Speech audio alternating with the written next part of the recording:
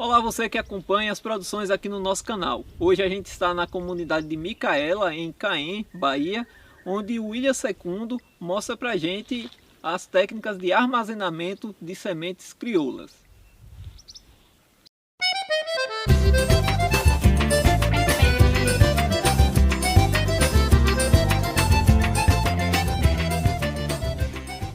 Estamos aqui na comunidade de Micaela para mostrar um pouco do nosso armazenamento de sementes, que a gente tem aqui um pequeno banco de sementes familiar. E a gente estamos aqui com algumas dessas variedades que a gente tem armazenado para mostrar um pouco para vocês como que a gente faz isso, né? Como que a gente faz esse processo de seleção das sementes. A gente temos aqui semente de milho, feijão e quiabo, melancia, abóbora, enfim, uma diversidade de sementes. Mas assim, a gente precisa mostrar um pouco como é que a gente faz esse processo de seleção das sementes para que tenha uma semente de boa qualidade. E aí, para isso a gente pega as sementes, escolhe ela mesmo, que se a gente observa, né, a uniformidade dos grãos, ela está bem semelhante. E aí, para que isso? Né? Para que as plantas que venham a germinar dessa semente, ela também seja uma planta uniforme. Porque se a gente, na hora de armazenar essas sementes, a gente deixa com tudo quanto é tipo de semente, depois o próprio plantio, ele vai ter umas plantas desse tamanho, outras pequenininhas. E também, uma outra questão que a gente precisa estar atento, no momento da própria colheita também, para essa questão das sementes, não pegar só daquelas plantas também maiores, precisa também pegar de plantas pequenas também para ter essa semente diversificada também. E uma outra questão, após a colheita, vai partir para o armazenamento, precisamos fazer a secagem dessa semente, né?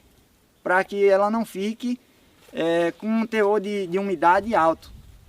É claro que ela vai ter um pouquinho de umidade, mas a gente precisa ter essa semente bem sequinha, para que ela não ocorra o fenômeno que é conhecido popularmente como mofo, que aí vai perder a germinação das sementes. Passou por esse processo de secagem, colheu, fez a seleção, fez a secagem, a gente vai partir para o armazenamento. Então aí, nesse armazenamento, o que é que a gente faz? Geralmente, quando temos semente em pequena quantidade, a gente armazena nessas garrafinhas pequenas, porque não justifica a gente desperdiçar uma garrafa dessa grande com um pouquinho de semente. É claro que se não tiver a pequena, vai na grande mesmo. Se tem uma quantidade maior, procuramos um recipiente maior para colocar, né? Para facilitar até o próprio acomodamento das sementes no espaço, né? Para não ocupar muito espaço. E aí, o segredo é não deixar que essa vasilha ela fique com ar dentro. É fechar ela para vedar o máximo possível. E aí, em caso de recipientes, aqui a gente não tem exemplificado, mas às vezes também a gente usa garrafas de vidro e aí tampa também com cera.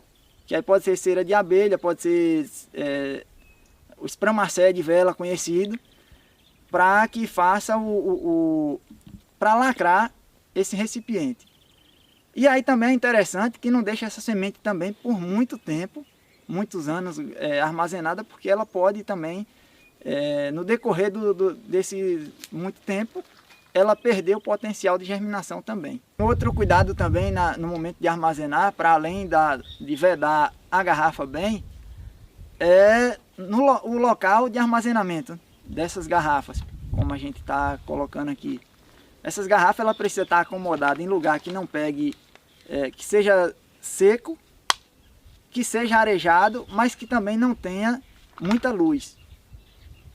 Porque se pega muita luminosidade sobre o recipiente, ele também afeta no potencial de germinação dessas sementes. E se ele pega muita umidade também, pode afetar também. E aí o próprio mofo, é claro que dificulta, tanto dentro da garrafa dificulta um pouco, mas se tem muita umidade, corre o risco de dar o mofo. E também a questão de não colocar próximo de paredes quentes também, porque quando pega muito calor sobre o plástico, ele vai aquecer demais e vai matar a germinação de muitas das sementes. Principalmente as sementes que têm a casca muito fina. Então, quanto mais a semente da casca mais fina, ela tem maior problema com a germinação se ela pegar muito sol, muito calor no caso.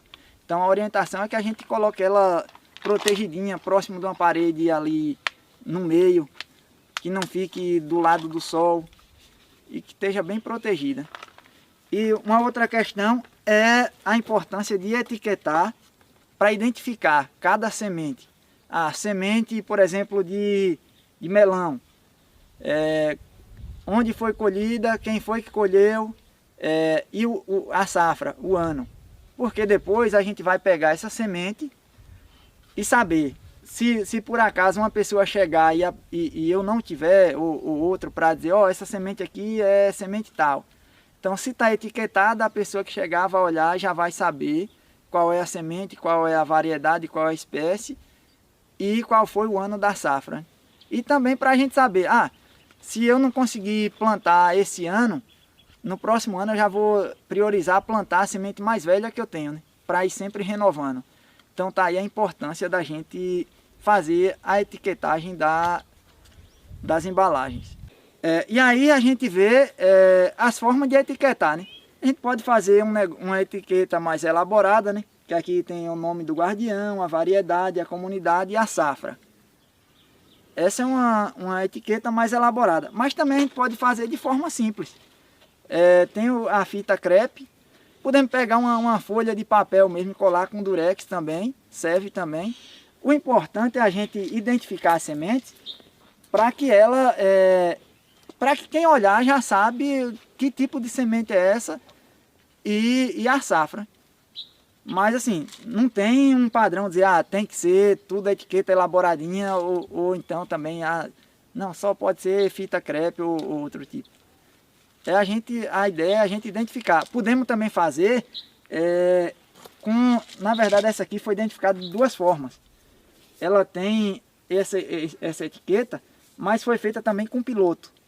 Podemos pegar um piloto, apesar que ele aqui ficou meio escondido, porque o milho, como o milho é vermelho, o piloto foi vermelho também, então ela não está dando para perceber. Mas se vocês observam, tem alguns risquinhos aqui, que era outra semente, a gente agora colocou milho. Podemos também fazer com piloto, que é o piloto permanente, pincel permanente, que é uma outra forma também da gente identificar. E uma das questões que eu coloco é por experiência aqui na família. A gente já tivemos prejuízos com algumas sementes, porque a gente deixou cerca de 3 anos armazenada. E quando foi fazer o plantio dessa semente, a gente teve uma decepção na germinação, né? Foi muito baixa a germinação. Então por isso que a gente orienta que a cada ano, porque também é aquela coisa, né? Um gosto, a gente a cada ano renovar as sementes para sempre dar vida às sementes. Porque é importante a gente ter essas sementes e sementes de qualidade. Sementes que a gente possa arrumar para um vizinho, para um companheiro e dizer, não, essa semente aqui é boa para germinar e tem um potencial produtivo. E que a gente não possa dizer assim, eu garanto, e depois o companheiro vai lá e planta e ela decepcionar tanto ele quanto a gente que arrumou essa semente. Né? Porque nossas sementes a gente planta para a gente e também para quem também precisar, né? Tanto emprestada ou vendida ou doada, porque a gente precisa disseminar essas sementes. Né? E também uma outra questão é a importância dessa diversidade, né? Porque se a gente tem uma diversidade de sementes dessa, a gente vai estar evitando também questão do ataque de pragas, como é conhecido pelo povo. Né? Mas quando a gente planta em diversidade, a gente percebe que esse ataque é bem menor. Às vezes nem acontece de ter pragas nos plantios, por conta que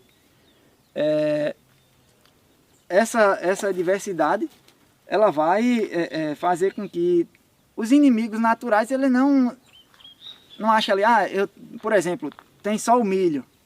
Aí a lagarta gosta, digamos que gosta de atacar o milho, mas se tem ali só um pouquinho de milho, um pouco de feijão, ela vai dar menor importância ali para aquilo ali. Porque a ideia é quando vê uma quantidade grande, ela, pronto, ali eu posso me reproduzir à vontade porque tem o que eu gosto em quantidade. Então essa é uma das importâncias. Uma outra questão também é a importância de a gente ter esse banco de sementes, tanto na família, quanto também o banco de sementes comunitário, né?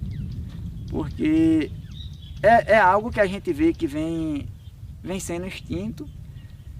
E também o pessoal quer acabar com nossas sementes, né? E aí a gente vê sementes nossas já e o pessoal querendo patentear.